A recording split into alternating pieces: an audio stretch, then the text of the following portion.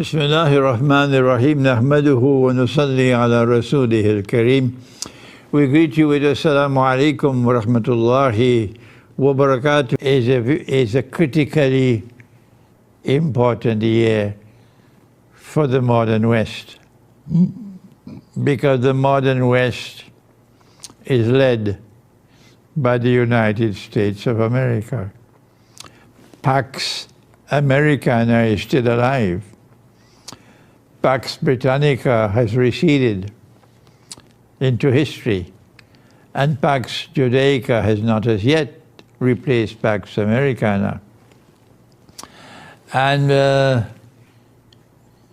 United States will have an election in November of this year, and there is the distinct likelihood that while they were successful in removing Imran Khan in Pakistan, they will not succeed in removing Donald Trump in the United States.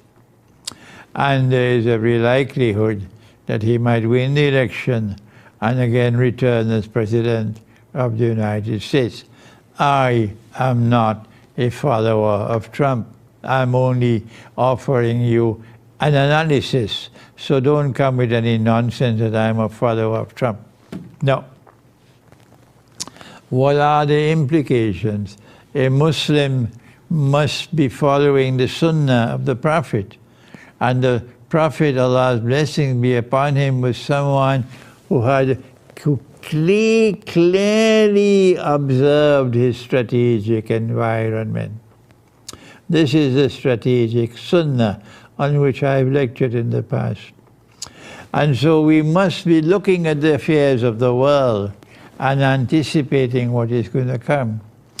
What are the implications of a return of Trump as President of the United States for the modern West and for Pax Americana?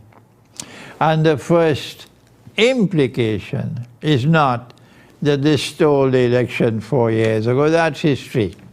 That's history. The first implication is what's going to happen in Ukraine.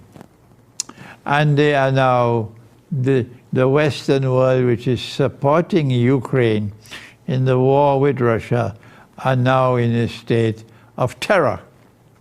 Because Trump has said it several times that he's a friend not only of the Ukrainian president, but he's also a friend of the Russian president. He's a friend of both of them. Yes, the president of the United States will not speak like that, but Trump speaks like that. And so if Trump becomes the next president, if he returns as president, the implication is that he is going to immediately get to work to stop the war in Ukraine.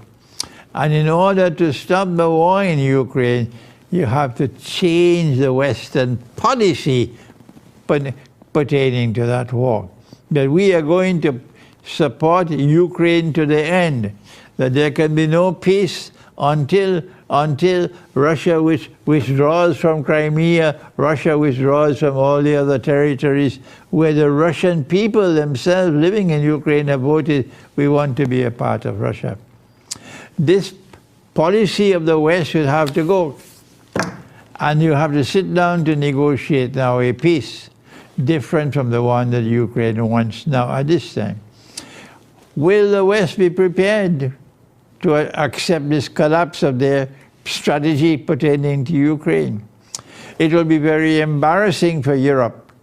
It will be embarrassing for those in the United States who want to pursue the war. And so I want to use this opportunity to just issue a gentle warning to my people. And that is, the likelihood of this embarrassment coming is so great that perhaps they might want to provoke the Great War between NATO and Russia and China before the election takes place. I hope and I pray they don't succeed. I hope and I pray that the Great War does not take place in 2024.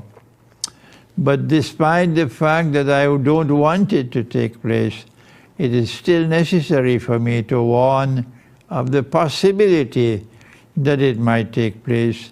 And if we have to warn of this possibility, then as Muslims we have to prepare. We cannot remain in the cities, because that's the worst place to live when a great war takes place. I have lectured on this subject so many times before, so you already know my views. May Allah protect us in this great war if it comes. Thank you. Wassalamu alaikum wa rahmatullahi wa barakatuh.